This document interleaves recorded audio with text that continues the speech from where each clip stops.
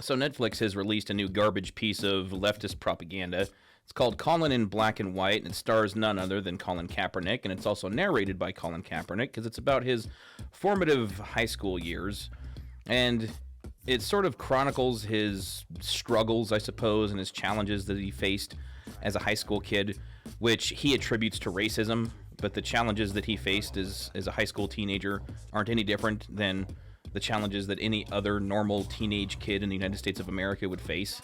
Before we get too much into the content, I will say that the creative team over at Netflix, as far as like the production value, the cinematography, all that stuff, it's actually done very well. It stars Nick Offerman and Mary Louise Parker as Colin Kaepernick's parents, his white adoptive parents, and they're both very good actors. So as far as all of that is concerned, the production is very good. It's the content that is absolute garbage. In the first few minutes of the first episode, he compares potential NFL players performing in the NFL Combine to African American slaves being sold at auction. And it's absolutely ridiculous. I mean, there are plenty of reasons why that's an absolute fallacy to compare the NFL to slavery, not the least of which is the fact that people performing in the NFL Combine have the choice to be there. But the reason Kaepernick wants you to believe that the NFL is akin to the slave trade is because, you know, he spent a couple seasons in the NFL. He had a couple decent seasons, and then he was benched because he's not a very good quarterback. And because he was benched, now all of a sudden America is racist and the NFL is racist and he's being oppressed. I mean, before all that, you never heard a peep from Kaepernick about how America is systemically racist and people of color are just being held under the thumb of white people and white supremacy. It wasn't until he found out that he sucked and he wasn't going to play. He was going to start for the San Francisco 49ers as their starting quarterback. And so in order to keep himself relevant, he decided to kneel for the national anthem because he knew that that would definitely garner him some attention, which it obviously did. Now, he only briefly mentions that particular time in his life during this series. The series spends a lot of time sort of on the dynamic of the relationship between Colin and his parents.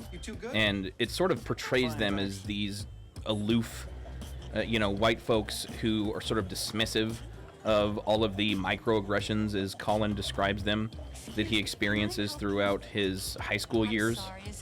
Yet what I took away from it was that Colin was blessed and fortunate enough to have two parents who loved him, who took care of him, raised him in a seemingly affluent home and neighborhood.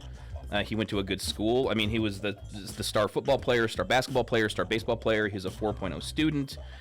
He literally had everything going for him that a teenage boy in the United States of America could want. Colin was part of a traveling baseball team, and his parents drove him hours to play in these games and stay in these hotels. There is one scene in one of the episodes where his father drives him around to about 24 different football camps in an attempt to get him noticed by college scouts and college coaches.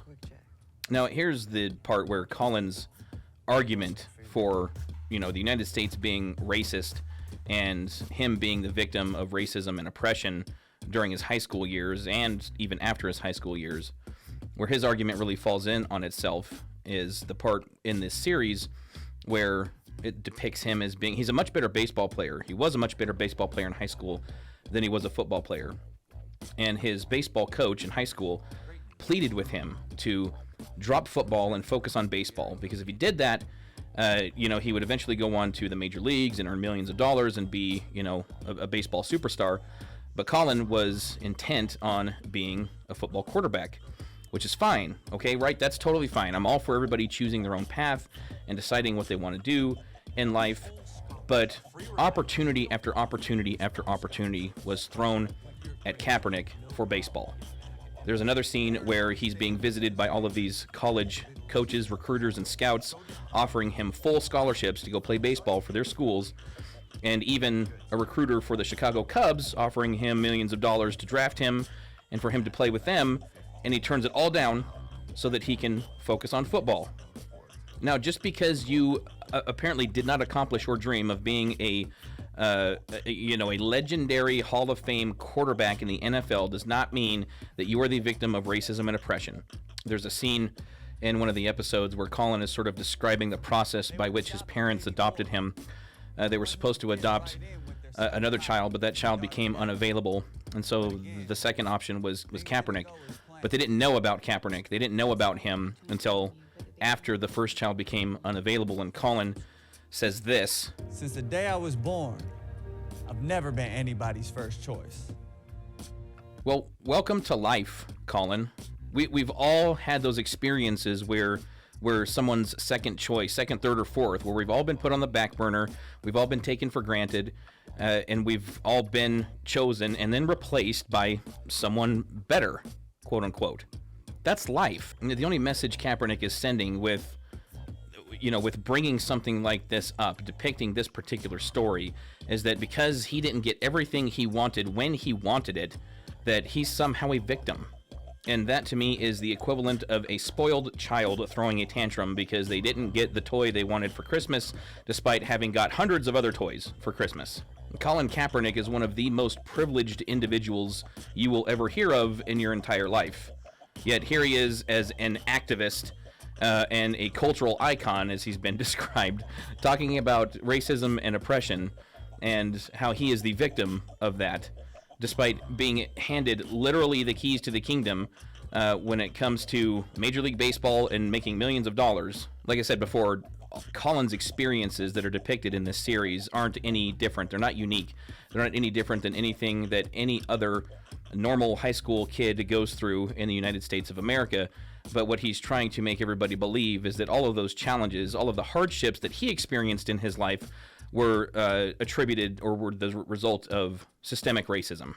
You know, the unfortunate thing is this series had the potential to send a very good message, especially to young people. There's the sort of the closing monologue that Colin Kaepernick does in the very last episode, where he steps into the room of his younger self, right, the bedroom, and he sits down to write himself a letter.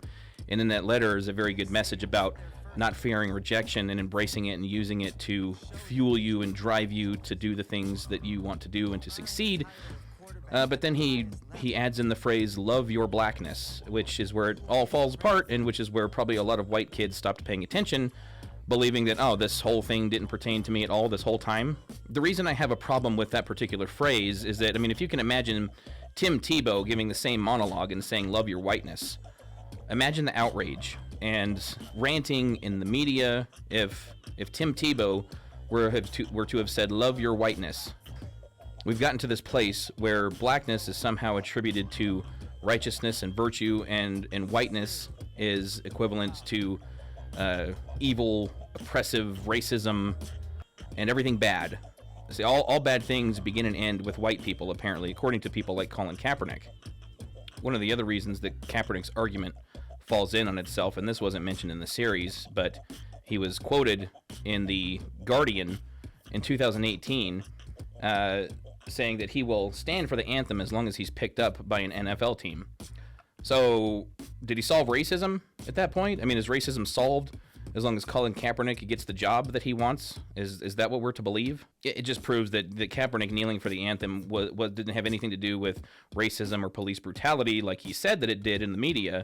It's just about him throwing a fit because he was benched and replaced with a white quarterback. One of the statistics that Kaepernick mentions in this series is that the NFL is comprised of 70% black athletes, but only in his complaint is that black quarterbacks only account for about 30% of quarterbacks altogether. So, I mean, I guess what is your point in bringing up that stat? Do black people have to dominate and be overrepresented in every aspect of life in order for you to feel like you're not oppressed? I mean, from NFL executives all the way down to every position on the field, do black people have to make up the majority of those positions in order for you to feel like you're being treated fairly? So again, this series is just another piece of left-wing propaganda garbage that Netflix has pumped out, and that's what Netflix does. So I'm not going to recommend to you either way whether you should watch this series or not. But if you do happen to see it, let me know what you think in the comments.